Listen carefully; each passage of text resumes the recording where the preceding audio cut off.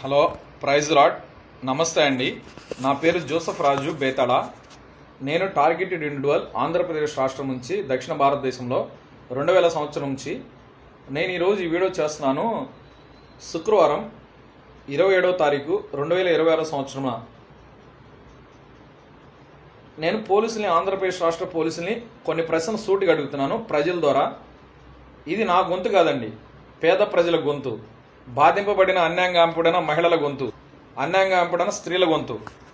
నన్నెట్లా నా శరీరం మీద మా చేతిలో పెట్టుకుని నన్ను అన్యాయం చేశారో, నాకు తెలియకుండా నా శరీరానికి వ్యతిరేకంగా నా యొక్క స్వచ్ఛతానికి, నా యొక్క సహజ స్వభావానికి, లక్షణాలకు విరుద్ధంగా నన్ను ఎట్లా అన్యాయం చేశారు, అట్లాగే నాకు ఎవరితో అక్రమ సంబంధాలు అంటగట్టాలో వాళ్ళ ముఖాలన్నీ ఒకేలాగుంటే, వాళ్ళ పేర్లన్నీ ఒకేలాగుంటాయి. వాళ్ళందరూ కొన్ని ఊర్ల వాళ్ళే, వాళ్ళందరూ కొన్ని కులాల వాళ్ళే, కొన్ని మతాల వాళ్ళే. అది యాదృచ్ఛికం ఎలా అయింది? పక్కా ప్లాన్తో చేశారు అది. అట్లాగే ఇప్పుడు నాతో అక్రమ సంబంధాలు అంటే కానీ స్త్రీలు కానీ అమ్మాయిలు కానీ వాళ్ళ ఇళ్లలో వాళ్ళ చేత కూడా ఇంకా వేరే వాళ్ళతో అక్రమ సంబంధాలు అంటగట్టిస్తారండి ఇదే టెక్నాలజీతో. అప్పుడు అంటగట్టిస్తే వాళ్ళకు నోరెత్తకుండా చేస్తాడు. సో అందుకని ఇది వాళ్ళ గొంతు. ఇప్పుడు మమ్మల్ని ఎట్లా, మా ఇంట్లో వాళ్ళని ఎట్లా నోరెత్తనకుండా చేస్తాడు, సేమ్ వాళ్ళని కూడా నోరెత్తనకుండా చేస్తాడు. This voice for voiceless. వాళ్ళ గొంతు వినిపించలేని వాళ్ళ గొంతు నా గొంతు అండి ఇది. అరే తమ్ముడా, నీ గొంతే మా గొంతురా, నీ మాటే మా మాట అంటారా? ఏ కులమైన మతమైనా ఇది చట్టం ముందుకు రావాలా. ఫండమెంటల్ హ్యూమన్ రైట్స్ యాక్ట్ చట్టం తేవాలా. ప్రతి స్కూళ్ళకి, ప్రతి హాస్టల్కి, ప్రతి కాలేజీలో, ప్రతి రైల్వే స్టేషన్లో, ప్రతి బస్ స్టాండ్లో, ప్రతి బహిరంగ ప్రదేశాల్లో ఈ యొక్క జామర్స్ బిగించాలా ప్రభుత్వం. ప్రతి సెల్ ఫోన్ సిగ్నల్ స్టార్స్కి జామర్స్ బిగించాలా. ఎలక్ట్రాన్ మైక్రో రేడియేషన్ కొరకు, ఎలక్ట్రోమాగ్నెటిక్ పల్స్ కొరకు, మిల్లీమీటర్ వేవ్స్, స్కేలర్ వేవ్స్, ఇటు రకరకాల శబ్ద తరంగాలు, విద్యుత్ అయస్కాంత తరంగాల ద్వారా, రేడియో ఫ్రీక్వెన్సీ, రేడియో ధార్మిక తరంగాల ద్వారా మనుషుల మెదడుని కంట్రోల్ చేస్తున్నారు. మనల్ని ప్రొటెక్ట్ చేసుకోవడానికి, చలికాలంలో, వానాకాలంలో, ఎండాకాలం కంట్రోల్ చేసుకోవడానికి, రక్షించుకోవడానికి మన శరీరానికి వస్త్రాలు రకరకాలు ఉన్నాయి. మన మెదడుని మాత్రం ఇటు టెక్నాలజీ కంట్రోల్ చేసుకునే ఇంతవరకు పరిజ్ఞానం లేదు, చేసుకునేది లేదు, ప్రొటెక్ట్ చేసుకునే షీట్స్ ఏం లేవు. కనుక ఈ ప్రభుత్వాలే కలగ చేసుకుని చట్టం తేవాలా. నేను మీ అందరికీ మేలు చేస్తున్నా. క్రైస్తవుడు అంటే మీ అందరి మేలు కోరేవాడు, దళితుడు అంటే అందరి మేలు కోరేవాడు. నేను అందరి మేలు కోరి చెప్తున్నా. నేను మీకు ఒక్కొక్కరు 10 కోట్లు ఇస్తే ఎంత మీకు సంబరపడతారు, అంతకంటే మంచి మేలు నేను చేయబోతున్నా. నేను అంటే నేను కాదు, ఇక్కడ నా ప్లేస్లో మీరందరూ ఉన్నారు, పేదలు. ఇప్పుడు కోర్టు ముందుకు వచ్చి నా తప్పైతే నన్ను శిక్షించమనండి. ఇప్పుడు నేను ఈ వీడియోలో అడగబడే ప్రశ్నలకి సమాధానం వాళ్ళు చెప్పాలి, రాజకీయ నాయకులు, పోలీసులు. ఇది మాత్రం చాలా మంది షేర్ చేయండి. మీరు నిజంగా నేను చెప్పింది నిజమని నమ్మితే ఓకేనా? సరే, మీ అందరికీ మేలు జరిగిద్ది. ఒక చట్టం రావాలి, ఫండమెంటల్ హ్యూమన్ రైట్స్ చట్టం తేవాలా. నా తప్పైతే నా తలగా తీస్తానా. ఇంకా రెండప్పుడు వాళ్ళు ఎవడైతే నాకేంటి భయం, నాది తప్పులేకపోతే తను శిక్షించాలా. అది డిమాండ్. ఓకేనా? తప్పేం లేదు దానిలో. సరే, నేను పోలీసుల్ని కొన్ని ప్రశ్నలు అడుగుతున్నా. ఆంధ్రప్రదేశ్ రాష్ట్ర పోలీసుల్ని. నాకు వ్యక్తిగత భావప్రకటన స్వేచ్ఛ హక్కు అనే ఉపయోగించుకుని ఆర్టికల్ 19 ప్రకారం ప్రజలకు తెలియజేస్తున్నా, ప్రజలకి వివరిస్తున్నా. ఎందుకంటే పోలీసు చెప్పే పట్టించుకోవాలా, రాజకీయ నాయకులు చెప్పే పట్టించుకోవాలా, జర్నలిస్టులు చెప్పే పట్టించుకోవాలా, టీవీ విలేకరులు చెప్పే పట్టించుకోవాలా, ప్రింట్ మీడియా, ఎలక్ట్రానిక్ మీడియా వాళ్ళు చెప్పా, భారతదేశం మొత్తం మీద చెప్పా పట్టించుకోవాలా, భారతదేశంలో ఉన్న ప్రతి ఎంపీకి చెప్పా, ప్రతి రాష్ట్ర ముగ్గురు ఎంపీలు ఎవడు పట్టించుకోవాలా. సో నేను ప్రజలు తెలియజేస్తున్నా. సో నా దేశ భారత రాజ్యాంగం నాకు ఇచ్చిన హక్కు ద్వారా ఈ దేశంలో, ఈ రాష్ట్రంలో జరుగుతున్న ఇటువంటి ఉగ్రవాదం, కులపిచ్చి రాజకీయ ప్రేరిత ఉగ్రవాదం గురించి ప్రజలకి తెలియజేసే హక్కు నాకుంది. బాధ్యత కలిగిన భారతదేశ పౌరుడిగా నా దేశ రాజ్యం నాకు ఇచ్చిన వ్యక్తిగత భావ ప్రకటన స్వేచ్ఛ హక్కును ఉపయోగించుకుని, ఏ మీడియా అయితే, print media, electronic media, social media, వాడికి నాకు భావ ప్రకటన స్వేచ్ఛ హక్కు ఉందని ఆర్టికల్ 91 ప్రకారం వాడు ఇష్టం వచ్చిన వార్తలు ప్రజలు చెప్తాడో, నేను అది కాదు, ఇక్కడ జరుగుతున్న యథార్థాలు, వాస్తవాలను ప్రజలు తెలియజేస్తున్నా. సో అదే హక్కు నాకుంది, ప్రతి భారతీయుడికి ఉంది. ఇంకా మీకు కూడా నా మీద ఏమైనా వ్యతిరేకం ఉంటే ప్రజలకు కూడా ఇవాళ నుంచి నా మీద ఇంకా పుట్టిస్తారు చూడండి తప్పుడు ఆరోపణలు. ఈ రోజు నుంచి ఇంకా నా మీద ఇంకా ఎన్నెన్నో తప్పుడు ఆరోపణలు పుట్టిస్తారు చూడండి. ఇంకా అది వాళ్ళ స్థాయిని అర్థం చేసుకోండి. అమ్ముడి మీద పెద్ద వరలు అంటే మామూలుడు కాదంటాడు. అందుకే లేకపోతే ఎంతసేపా అంటే మళ్ళీ ఎవడో తీసుకొచ్చి మళ్ళీ చోదిస్తున్నాడు. ఇదంతా కూడా యూజ్లెస్ ఫెలోస్ వాళ్ళు. అదే నేను ఇప్పుడు పోలీసుని, రాజకీయ నాయకులను అడగబోతున్నా కొన్ని ప్రశ్నలు. ఇక అర్థం చేసుకోండి, ఇవాళ నుంచి నా మీద ఇంకా ఎక్కువ పుట్టించంటే అది వాళ్ళ స్థాయి అని అర్థం చేసుకోండి. నేనేం చెప్తున్నా అంటే అండి, పోలీసులు కొన్ని ప్రశ్నలు అడుగుతున్నా. ఆంధ్రప్రదేశ్ రాష్ట్ర పోలీస్ డిపార్ట్మెంట్ నా మీద ఎక్కడైనా ఎఫ్ఐఆర్ లేదా ఫస్ట్ ఇన్ఫర్మేషన్ రిపోర్ట్ ఉందా? ఎవడైనా ఫైల్ చేశాడా? ఫైల్ చేసి నన్ను ఇన్ని సంవత్సరాలు ఎందుకు అరెస్ట్ చేయలేదు, ఎందుకు చేయలేకపోతున్నావు, కారణం ఏమిటి? ఇది మొదటి క్వశ్చన్. రెండో ప్రశ్న, నా మీద ఎవడైనా అనుమానితుడు అనే కంప్లైంట్ ఇచ్చిన సార్ ఇడి బుద్ధి అది, ఇడి గుణగణాలు అది, ఇడి ప్రవర్తన అది అంటూ 2020 సంవత్సరంలో మా బంధువులు, స్నేహితులు, చెరుగుపల్లి నిడుపులలో మా గ్రామ ప్రజలు నా గురించి వ్యతిరేకంగా చాలా మంది చెప్పించారు కదా. మీరు ప్రజలు మీరున్నదే, మీరు చూసిందే, మీకు తెలిసిన విషయాలే అంశాలు నేను మాట్లాడుతున్నా. ప్రజలరా బాగా ఆలోచించండి. మరి వీళ్ళందరూ వీడి ప్రవర్తన అదండి, వీడి బుద్ధి అదండి, వీడి గుణం అదండి అని అన్నప్పుడు అక్కడే నేను నిర్దోషణని మీకు అర్థం అవ్వాలా. ఎందుకు అర్థం అవ్వాలా? వీళ్ళు నన్ను 2000 సంవత్సరం నాకు టార్గెట్ వేసినప్పుడు ఎప్పుడైతే నా డిఎన్ఏ తెలుసుకున్నారో అప్పుడు నాకు పుట్టుకు తంటి వేదలో ప్రాణగదిలో మొత్తం వాడికి తెలిసి నాకేం చేస్తున్నా పూర్తి అవగాహనతో నా మీద మానవ ప్రయోగం చేసి 2020లో నన్ను చంపలేని అప్పుడు ఫిక్స్ అయ్యి బాగేనండి. అప్పుడు నాకు నా DNA mind control, molecule mind control DARPA కొడుతుంది, మైండ్ కంట్రోల్ డ్రగ్ కొడతాడు, కొడితే నా బ్రెయిన్ న్యూట్రలైజ్ అయ్యింది. అంటే నా మెదడు ఏముంటుంది, ఎటువంటి భావవేశాలు ఉండవు, ఇక ప్రేమ, కామము, మోహం, ఎమోషన్, బంధాలు ఏముండవు, అటువంటి సెంటిమెంట్లు ఉండవు. నేను ఆ మూమెంట్లో ఆ మూమెంట్లో ఎట్టుంటానో అక్కడే అలాగే ఉంటా. అంటే ఇప్పుడు నేను ఇక్కడ ఉన్నానండి, పని దగ్గర ఒక చోట పనికి వెళ్ళాను పని చేస్తానికి. అక్కడ నేను చూసే దాన్ని బట్టి, పీల్చే అవసరం బట్టి, గ్రహించే అవసరం బట్టి, ఇనే మాటలు బట్టి, తాగే స్పర్శను బట్టి, నా కంటి ముందు కదలాడే అంశాలను బట్టి, నాకు వినపడే మాటలను బట్టి నాకు ఆలోచన, తలంపు, ఊహ, నా ప్రవర్తన, స్వభావం ఉంటుంది. మళ్ళీ ఆ ప్రదేశం దాటి వేరే ప్రదేశానికి వెళ్ళాలనుకుంటే మళ్ళీ నా ఆలోచనలు వెళ్ళిపోతాయి. అక్కడ ఎప్పటి నుంచి నా బుర్ర అట్లా ప్రోగ్రామ్ చేశాడు, 2000 సంవత్సరం నుంచి బ్రెయిన్ ప్రోగ్రామ్ చేసి నాకు అప్పుడు అంటే దాన్ని న్యూట్రలైజ్డ్ బ్రెయిన్ అంటారు. ఇంకా అంటే అంతే ఉంటుంది, ఏ బాధ్యత లేనట్టు, ఏమి పట్టినట్టు, ఇక ఎక్కడ ఉంటే అక్కడ అలాగే ఉంటాడు. దాన్ని ట్రాన్స్హ్యూమనిజం అంటారు. మామూలు టార్గెట్ ఇండివిజువల్స్ ట్రాన్స్హ్యూమనిజం అంటారు, ట్రాన్స్లో పెడతారు. ఉదాహరణకి పల్లెటూరులో వాళ్ళు ఏంట్రా నలుగురు కలిసి మాట్లాడుకుంటే ముగ్గురు నవ్వుతున్నారు అనుకోండి, నాలుగోడు వాళ్ళు చెప్పిన జోక్ నవ్వకపోతే నవ్వొచ్చినా కూడా మౌనం అంటే ఏంట్రా పరధానంలో ఉన్నాడు అంటారు. దాన్నే ట్రాన్స్ అంటారు. అంటే ఏంటండి, నేను మామూలుగానే ఉంటా, కాన్షియస్ స్టేట్ ఆఫ్ మైండ్లోనే ఉంటా. అంటే మెలకుగానే ఉన్న స్థితిలోనే నన్ను కంట్రోల్ చేస్తారు 50%. ఇక నా మీద నార్కో డ్రగ్స్ అప్లై చేస్తే మెలకు కొన్నప్పుడు కూడా sub conscious state of mind అంటారు. అంటే కళ్ళు మగతమాతగా ఉన్నట్టుంటుంది, మద్యం తాగిన ఎట్టా ప్రవర్తిస్తాడు అట్లా ఆడు మెలుగుగా ఉంటాడు, తప్పు వాడు చేసి ఉంటుంటాడు. అప్పుడు 70% నన్ను కంట్రోల్ చేయగలుగుతాడు 70%. ఇక కళ్ళు మూసుకుని నిద్రపోతే డ్రగ్స్ అప్లై చెప్పినా కళ్ళు మూసుకుని నేను నిద్రలోకి వెళ్ళాలంటే 100కి 200% వాళ్ళు నన్ను పూర్తిగా నా మెదడు, నా కళలు, ఊహలు మొత్తం వాళ్ళ చేతిలోకి వెళ్ళిపోతాయి. ఇది మా పరిస్థితి. ఎప్పటి నుంచి 2000 సంవత్సరాలు ఎప్పుడైతే నన్ను కంట్రోల్ చేశారో అలా అప్పుడు సరే అప్పుడు ఏం చేస్తారు, 2000 సంవత్సరం నా డిఎన్ఏ తెలుసుకుని నా డిఎన్ఏ ఎలక్ట్రోబైక్ డీకోడ్ చేస్తారు, నాకు బయోడీజిల్ ఐడి కొడుతుంది. దాన్ని బ్రెయిన్ ప్యాటర్న్ వేవ్ సిగ్నేచర్ అంటారు. అంటే నా మెదడు తరంగాలకి సూట్ అయ్యే కరెక్ట్ రేడియో ఫ్రీక్వెన్సీ అప్లై చేసి నా మెదడు బంధించి ఒక తాళం వేస్తారు. మెదడుని బంధించి తాళం వేసాడు. ఆ తాళం ఎవడేసాడో వాడికి మాత్రమే తెలుస్తుంది అనమాట. ఇప్పుడు ఆ బయోడీజిల్ ఐడి ఉంది కదా, బయోడీజిల్ ఐడి కొట్టిన డేటా వాటి సూపర్ సోనిక్ క్వాంటం కంప్యూటర్లో ఉంటుంది, ఆ డీవేవ్ కంప్యూటర్స్ ద్వారా ఉంటారు. ఆ డీవేవ్ కంప్యూటర్స్లో కూడా ఉంటుంది డేటా, సూపర్ సోనిక్ క్వాంటం కంప్యూటర్లో ఉంటుంది. ఆ డేటా వివరాలు పోయినాయి అనుకోండి, నాకు బయోడీజిల్ ఐడి ఆ నెంబర్ ఎంత, ఆ డేటా వివరాలు పోయినాయి అనుకోండి, ఆ డేటా వివరాలు బయోడీజిల్ ఐడి ఆ రాశాలు పోయినాయి అనుకోండి, నన్ను ఎవడు కంట్రోల్ చేయలేడు, నన్ను ఎవడు ఏం చేయలేడు. ఇక ఎవడేం చేయలేడు, ఎవడైతే అది చేసాడో ఇక ఆడు మాత్రం నన్ను ఇచ్చేయగలడు. ఇక ఓకే, నా వివరాల డేటా పోయిందంటే ఉదాహరణకి హైదరాబాద్ నాంపల్లో 4X తగలబెట్టారు. దాంట్లో ఉండే రహస్యాలను పోతే ఎవడెవడు నేరస్తుల గురించి దాంట్లో అక్కడ ఉన్నాయో అవన్నీ పోతాయి. ఆ నేరస్తులు చట్టం నుంచి తప్పించుకుంటారు ఇక అట్లాగా. ఓకేనా? ఇప్పుడు వీళ్ళేంటి, ఇప్పుడు నాకు బయోడీజిల్ ఐడి కొట్టిన వివరాలు సూపర్ సోనిక్ క్వాంటం కంప్యూటర్లు ఉంటాయి. 100 సంవత్సరాల వరకు ఉంటుంది. అమెరికా ఒకటిది, సిఏ ఒకటిది, సూపర్ సోనిక్ క్వాంటం కంప్యూటర్ ఉంటుంది. అక్కడ ఉంటుంది డేటా. ఆ డేటా బయట తీపాలా? క్షమించలేదు. అది తీపిచ్చాలా. ఓకేనా? That's all. బయోడీజిల్ ఐడి 4 అంకెలు, మనం ఏటీఎం పిన్ కోడ్ నెంబర్ ఉంటుంది కదండి, అట్లా 4 అంకెల నెంబర్ ఉంటుంది. అది తయారు చేసి నన్ను క్లౌడ్ ఇంటర్నెట్ ద్వారా కంట్రోల్ చేస్తారు. అలా చేసినాక నాకేం చేస్తాడు, నా డిఎన్ఏ జీన్ ఎడ్ చేస్తాడు, జనికణాల మార్పులు చేర్పులు చేసి నా గుణగణాల స్వభావ లక్షణ ప్రవర్తన మారుస్తాడు. అలా మార్చి చిన్నప్పుడు నా బంధువుల స్నేహితుల చేత ఇటు బుద్ధి అది, ఇటు గుణవది అని ప్రచారం చేయించాడు. అంటే ఇప్పుడు నేను నీతిమంతునని మీకు అర్థమైంది. దాన్ని బిహేవియర్ కంట్రోలింగ్ అంటారు, క్యారెక్టర్ చేంజింగ్ అంటారు. బిహేవియర్ ప్యాటర్న్ వేసి చేంజ్ చేస్తారు. మెదడులో తరంగాలు ఉంటాయి. మెదడులో ఏంటంటే ఎమోషన్. ఇప్పుడు ఎమెగ్డెల్ అనే ప్రదేశంలో భావోద్వేగపూరిత జ్ఞాపకాలు ఉంటాయి. భావోద్వేగాల్ని కంట్రోల్ చేసేది ఎమెగ్డెల్లా. అంటే భయాన్ని, ప్రేమ, కామం, మోహం ఏదైనా ఎమెగ్డెల్ అనే ప్రదేశంలో మనిషి మెదడులో అక్కడికి వెళ్ళాలి.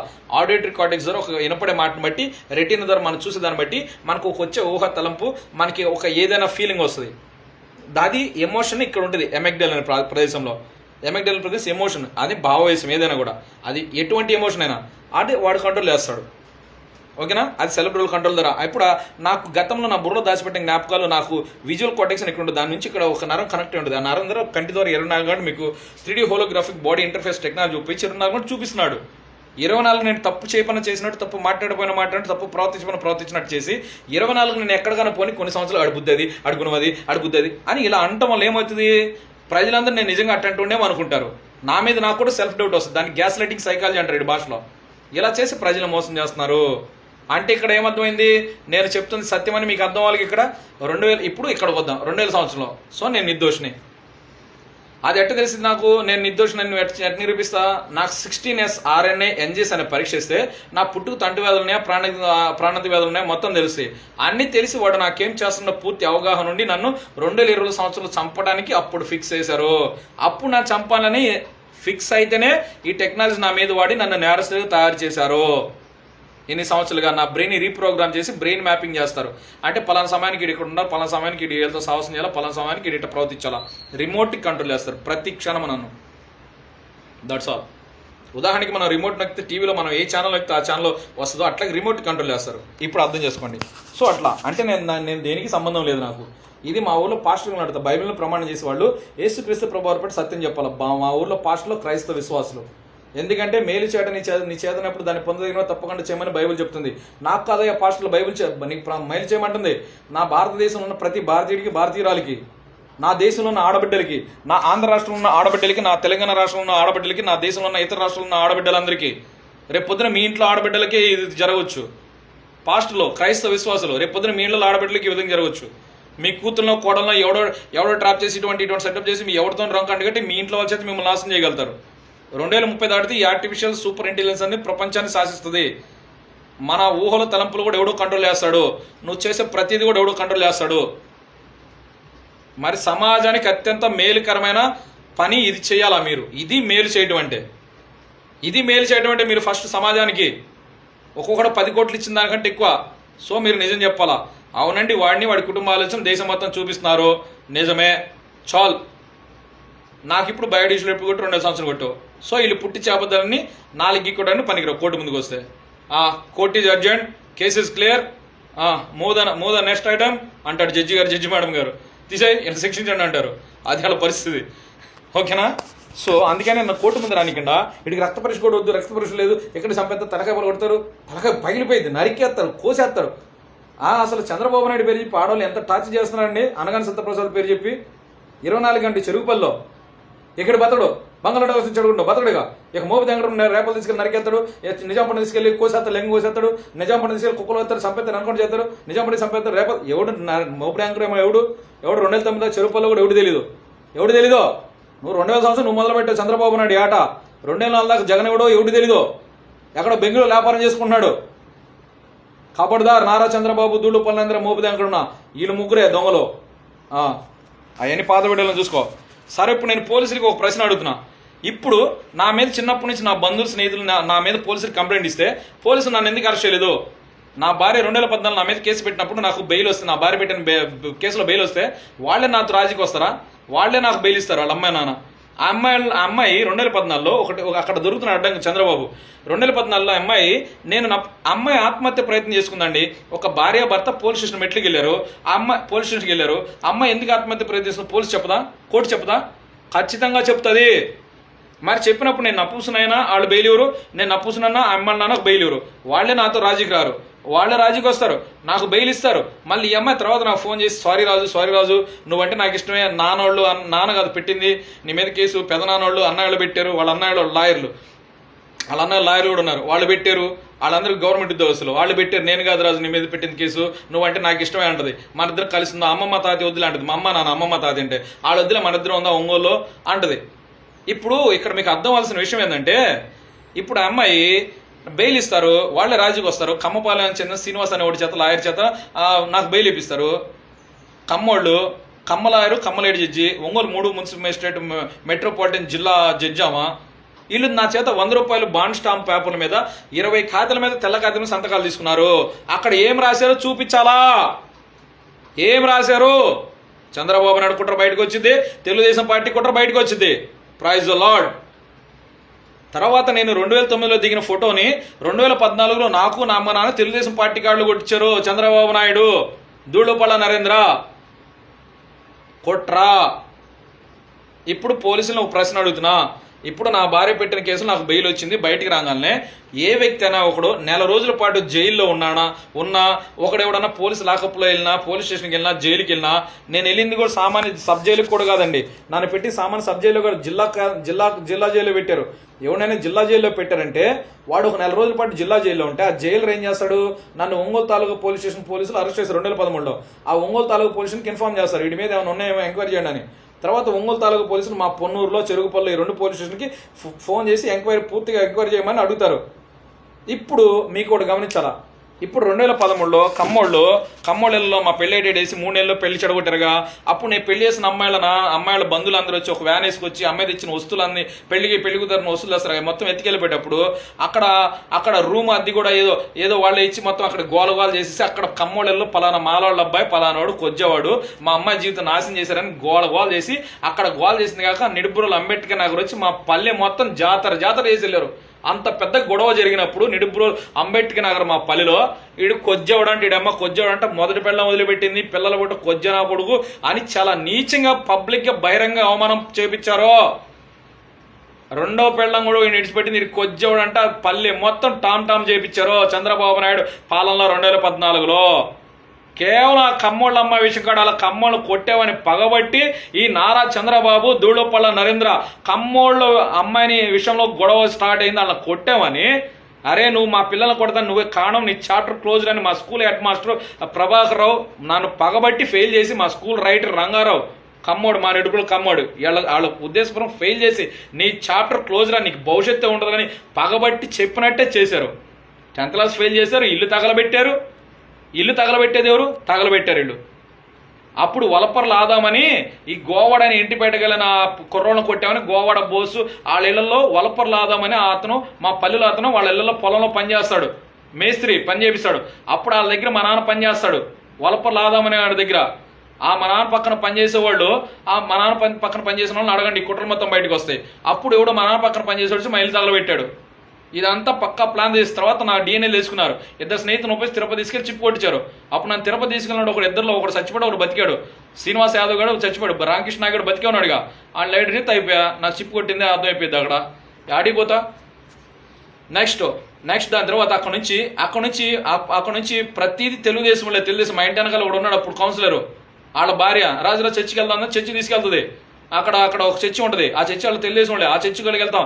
అక్కడ నుంచి నా మీద అవమానాలు అన్యాయాలు చేస్తా వస్తారు. అక్కడ చర్చికి వెళ్తే మేము క్రీస్తు పుట్టగానే ఒక డ్రామా వేస్తాం ప్రతి సంవత్సరం. అక్కడ జ్ఞానిగా నేను డ్రామా వేసా జ్ఞానిగా అప్పుడు ఆ జ్ఞాని డ్రామా వేస్తే అక్కడ ఏదో వస్తువు పోయిందని అక్కడ నుంచి అందరిని బంధిస్తారు రూమ్లో. గేట్ వేస్తే అక్కడ అక్క ఇంకొక అన్న రైల్వే జాబ్ వచ్చింది. ఇప్పుడు అన్న ఆ రాజు అట్టంటి అబ్బాయి కదండి వదిలేండి రాజుని పంపించండి బయటకు వచ్చేస్తా. తర్వాత నేను మీ చర్చి రాను మీ చర్చికి రాను, నువ్వు నన్ను అవమానపరిచావు అక్క, మీ చర్చికి వస్తే నేను రానంటే అయ్యే రాజు నువ్వు మంచి పిల్లడు రారని మళ్ళీ సారీ చెప్పిందని వెళ్తా. ఇప్పుడు ఆ చర్చి కూడా లేదు అక్కడ. ఎంతమంది పాస్టల్ ట్రైనింగ్ ఇచ్చారు, ఆ చర్చి కూడా లేదు అక్కడ. ఓకేనా, ఆ చర్చి కూడా లేదు. ఎట్టని పాట పడితే అందరు నన్ను అవమానపరిచారని, నా గొంతు అవమానపరిచారని నా మళ్ళీ జీవితం చర్చికి వెళ్ళా. ఇప్పుడు నేను ఎక్కడ పాడితే దేశం మొత్తం చూస్తా, ప్రపంచం మొత్తం చూస్తున్నా అంట. ఎవడుతున్నావు తెలియదు, అది నా దేవుడు అటు చేశాడు. ఓకేనా, అది ప్రైజ్ లాడ్. సరే నేను నీకే చెప్తున్నా అంటే నాకు అన్యాయం చేసిన నువ్వే పోతావు. ఇప్పుడు నేనేం చెప్తున్నా, నువ్వు నన్ను ఇంత అవమానపరిచినప్పుడు మరి నీ పరిస్థితి ఏందో నీ ఓకే వదిలేస్తున్నా. చట్టం ముందుకు వచ్చి నీ డబ్బు అధికారం పరపతిని కాపాడుతూ లేదు చూసుకో, నీకే వదిలేస్తున్నా. ఇప్పుడు మా పొన్నూరు అంబేద్కర్ నగర్లో జాతర చేసి నన్ను అవమానపరిచావు. అప్పుడు మా బంధువులు స్నేహితులు ఏమండి ఇటువంటి వీడి గురించి మేము చిన్నప్పటి నుంచి మీ మీద పోలీసు కంప్లైంట్ ఇచ్చాం కదా, మరి పొన్నూరు వాళ్ళకి చెరుగుపల్లికి ఖచ్చితంగా తెలిసిపోయిందిగా ఆడికడికి బంధుత్వాలు బిచ్చ బంధుత్వాలని మా చెరుగుపల్లికి మా అంబేద్కర్ నగర్కి బంధాలు పెళ్లిళ్ళు అటోళ్ళు ఇటు ఇవ్వబడ్డారు. ఎలవండి ఎంత పెద్ద రచ్చ అయినప్పుడు మరి తెలిసినప్పుడు మా బంధువులు పోలీసులు అడగాలిగా. మరి ఇప్పుడు ఇదే బంధువులు నా 2 పెళ్లికి వస్తారు, నా 2 పెళ్లికి వచ్చి దీవించిపోతారు. ఏంది ఆట, ఎవడు అబద్ధాలు ఆడింది, ఎవడు మోసాలు చేసింది, ప్రజలారా ఆలోచించండి.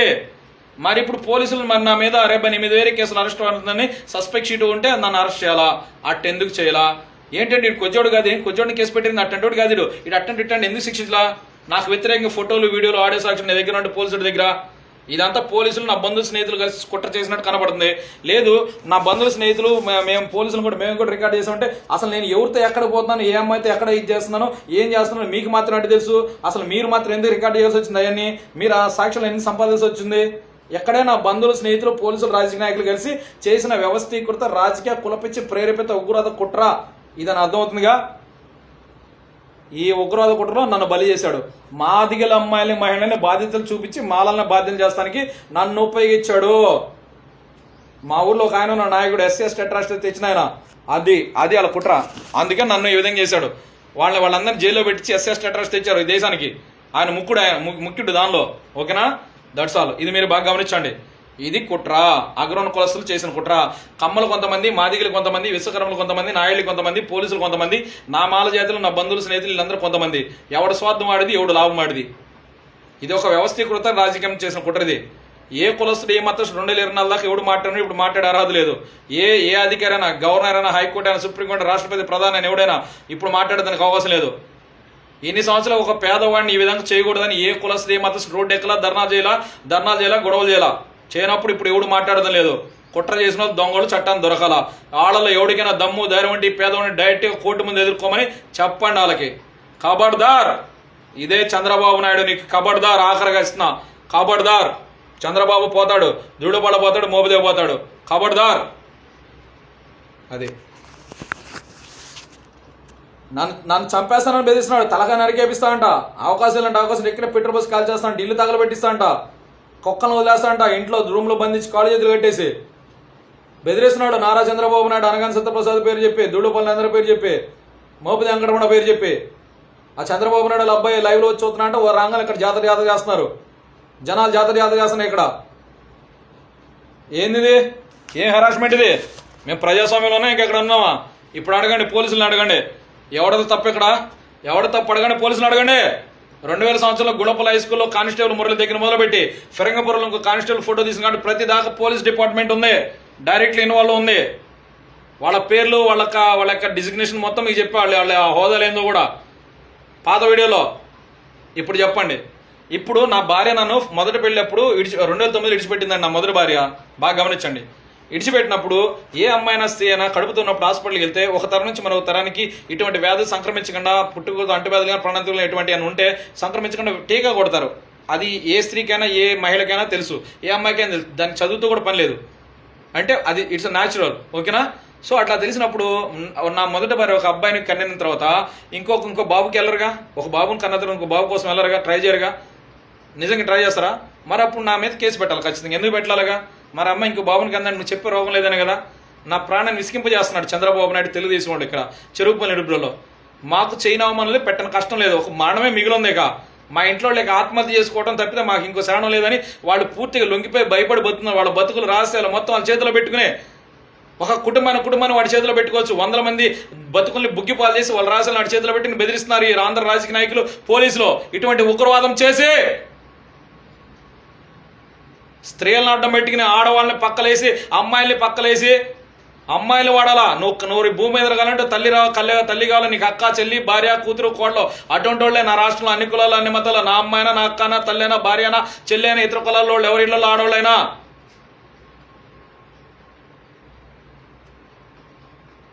మరి సమాజంలో మాదిగలు మా అమ్మాయిల మహిళలు లంజలు వ్యభిచారాలు చేశారు. మేము అగ్రవణ జాతులు బూటికెళ్ళకి బానిస కొజ్జా జాతి అని ఒప్పుకో, మాది జాతి, మాల జాతి. మా జాతిలో అమ్మాయిల మహిళలు వ్యభిచారాలు లంజలు చేశారు. మా మాల జాతి అగ్రవణ జాతి బూటికెళ్ళకి బానిస కొజ్జా జాతి అని ఒప్పుకో, మాలమాదిగలు. లేకపోతే గల్లా బట్టి చట్టం ముందు తీసురా. నా తప్పుడు నా తలగా తీస్తా. నా తప్పు లేకపోతే తనని శిక్షించాలా. భారతదేశం మొత్తం అయివేళ, భారతదేశం మొత్తం అయివేళ. ఇప్పుడు చెప్పండి. ఇప్పుడు నా రెండో భార్య మళ్ళీ పెళ్లి చేసుకుంది అంటే నువ్వు చెప్పే రోగం లేదుగా. మరి ఎందుకు నాకు ఎయిడ్స్ వ్యాధి అని ప్రచారం చేస్తున్నావు? అసలు ఎవడైనా అడిగడా? ఇన్ని ఎందుకు టార్గెట్ చేశారు, ఎప్పుడు టార్గెట్ చేశారు అడిగరా? అడగండి, మరి అడగండి. మళ్ళీ అమ్మాయి నాతో ఫోన్ చేసి, అమ్మాయి మా ఊర్లో నిడుపురులో కమ్మరత్న, ఆయన ఫ్రెండ్ అయిన విజయవాడలో ఇంకా కమ్మరత్న కంపెనీకి వెళ్ళేట్టు ప్రోత్బలం చేస్తారు. ఓకేనా? ఎంత బాగా నాగ్గా డ్రామా ప్లే చేశానంటే ఇదంతా కుట్రలు కాదండి. నేను ఎవరికి అన్యాయం చేశాను అన్నా? ఇప్పుడు నేను చేసిన అన్యాయం ఏంటి? నేను ఈ టెక్నాలజీ దాటి, ఈ సాంకేతిక పరిజ్ఞానం దాటి, ప్రజలను దాటి, ప్రభుత్వం దాటి నేను చేయగలిగి ఉన్నానని మీరు అనుకుంటే నిరభ్యంతర చట్టం ముందు ఇచ్చి నన్ను నా మీద పుట్టించిన ఆరోపణలు నిరూపించి నా తలగా తీసుకోవచ్చు. లేకపోతే వాళ్ళకి ఉరేయాలా. వాళ్ళకి ఉరిశిక్ష, దానికి తగిన అర్హత ఉంది. వాళ్ళకి ఉరిశిక్ష పడటానికి దానికి వాళ్ళకి అర్హత ఉంది. వాళ్ళంత తీవ్రవాదానికి పాల్పడ్డారు. అది అందుకని వీళ్ళు నన్ను జనాలను ఉపయోగించి చట్టం ముందు రాకుండా, కోర్టుల ముందు రాకుండా జనాల్ని ప్రేరేపించి చంపించాలని చూస్తున్నారు. మరి ఇప్పుడు నా మీద పుట్టించింది ఏ ఒకటి నిరూపించబోతే 1,00,000 ఆరోపణలు చేసావు, పెద్ద పెద్ద వ్యవహారాలు నేను పూటకి 10 నిమిషాలకు 10 ఆరోపణలు చెప్తున్నావు. మరి ఒకటి కూడా నిరూపించబోతుంది అంటే చెడ్డ అవుతాను. ఎందుకు నన్ను చంపాలనుకున్నావు? ఎందుకు నన్ను కోర్టు ముందు రాకుండా జనాలు పెట్టి చంపాలనుకున్నావు? అంటే AP governor, AP high court, AP DGP మీ కాళ్ళ కింద బతికే బానిస కుక్కలు అన్నట్టు మాట్లాడుతున్నారు. మరి పల్లెల వాళ్ళు, చెరుకుపల్లి మాలపల్లి వాళ్ళు వచ్చి ఎంక్వైరీ చేయ పోలీసు నిజాయితీ దమ్ము ధైర్యం ఉండేది. హరీష్ గుప్తా వ్యక్తిగతంగా పర్సనల్గా అనట్లా, don't take my word seriously personally anyone systematic objecting all of you. మరి వాళ్ళ బూటికాల కింద బతికి బానిస కుక్కలు కాబట్టి చట్టం ముందురా దేశం మొత్తం అవి. నీ ముఖానికి నీ సిగ్గు సరం ఉంటే, నీ యూనిఫామ్కి ఏమైనా ఆత్మగౌరవం ఉంటే, నీ బ్రతికి ఏమైనా ఆత్మగౌరవం ఉంటే, నీ యూనిఫామ్కి ఏమైనా అధికారులు ఉంటే, పేద ప్రజలకు అందరూ సమన్వయం చేయాలన్నప్పుడు చట్టం ముందురా. That's all. లేకపోతే వాళ్ళ బూటికాల కింద బతికి బానిస కుక్కలు అని ఒప్పుకో, అది బెటరు. నువ్వు నన్ను వ్యక్తిగతంగా కొడితే నేను కొడుచుకుని జరిగింది. నువ్వు నన్ను దొంగచాటుగా ఈ కుట్రలు వేస్తున్నావు కాబట్టి నా దేశ రాజ్యం నాకు ఇచ్చిన వ్యక్తిగత ఆత్మరక్షణ హక్కుల చట్టం ద్వారా నేను మాట్లాడుతున్నా. ఇట్స్ సెల్ఫ్ డిఫెన్స్ యాక్ట్ చట్టం ద్వారా నేను మాట్లాడుతున్నా. ఆర్టికల్ 96 కాడి నుంచి 106 వరకు.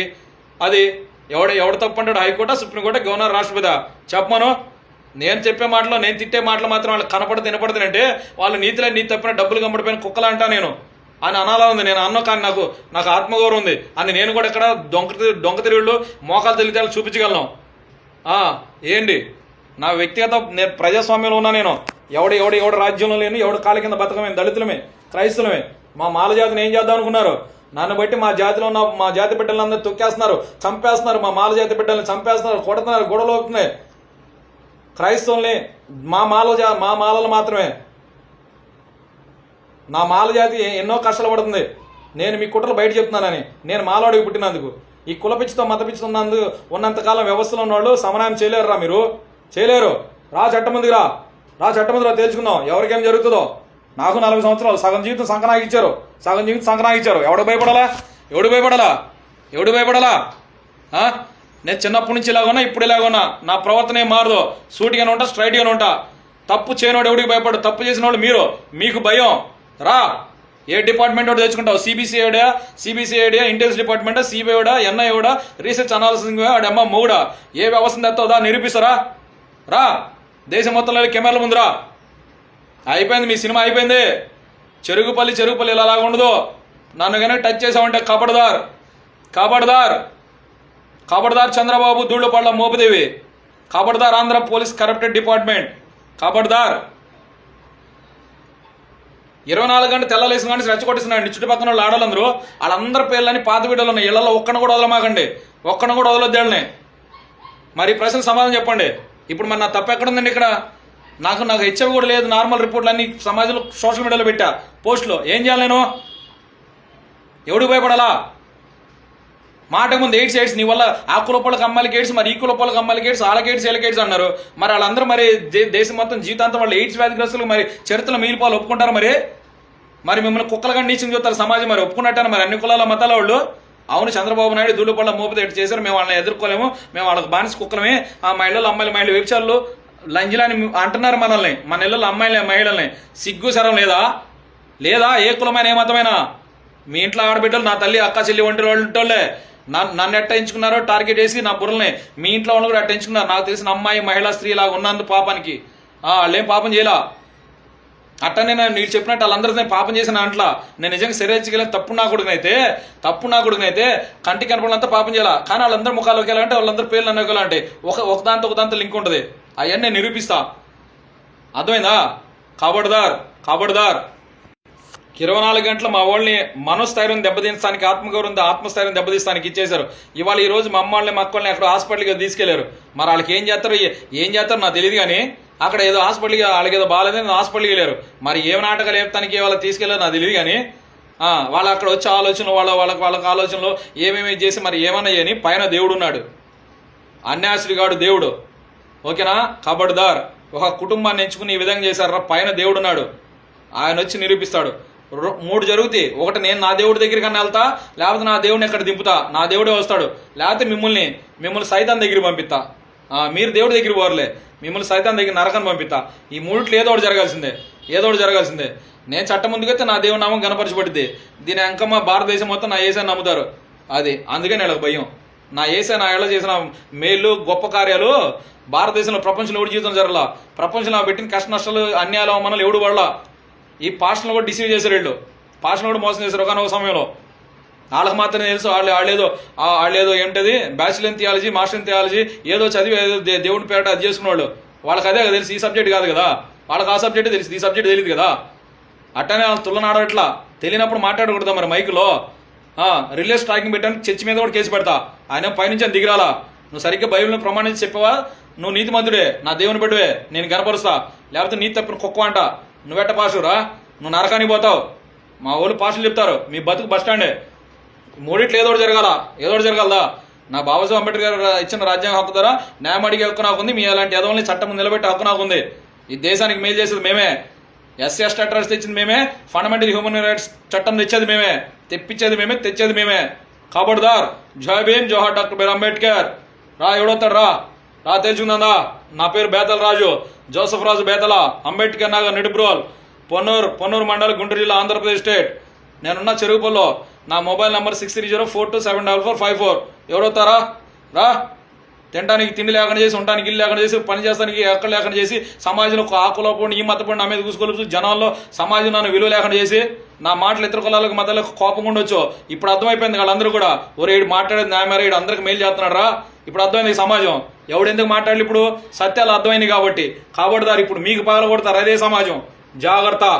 నీ కొరకు అమ్ముడు పోయాడు 100 మంది పోలీసులు ఉంటే, నా కొరకు నా దగ్గర న్యాయం ఉంటే నాకు సహాయం చేసే పోలీసులు ఉంటారు 100 మంది. నీకు అమ్ముడు పోయిన జడ్జిలు 100 మంది ఉంటే, ఇంకో 100 మంది జడ్జిలు నా దగ్గర న్యాయం ఉంటే నాకు సహాయం చేస్తారు. 1,00,000 మంది నీకు అమ్ముడు పోయిన వాళ్ళు ఉంటే సమాజం, ఇంకో 1,00,000 మంది కులమతాలు అతీతంగా నా దగ్గర న్యాయము ధర్మం ఉందని చెప్తే నాకు సపోర్ట్ చేస్తారు. అదిరా సమాజం అంటే, ప్రజాస్వామ్యం అంటే. ఖబర్దార్. అది సెక్యులర్ కంట్రీ అంటే. జాగ్రత్త. ఏం తెలివితేటలు చూపిస్తున్నా? రా, దమ్ము తెరంటే కథ ఏంటో ముగిసిపోతుంది. జై భీమ్, జోహార్ డాక్టర్ బిఆర్ అంబేద్కర్.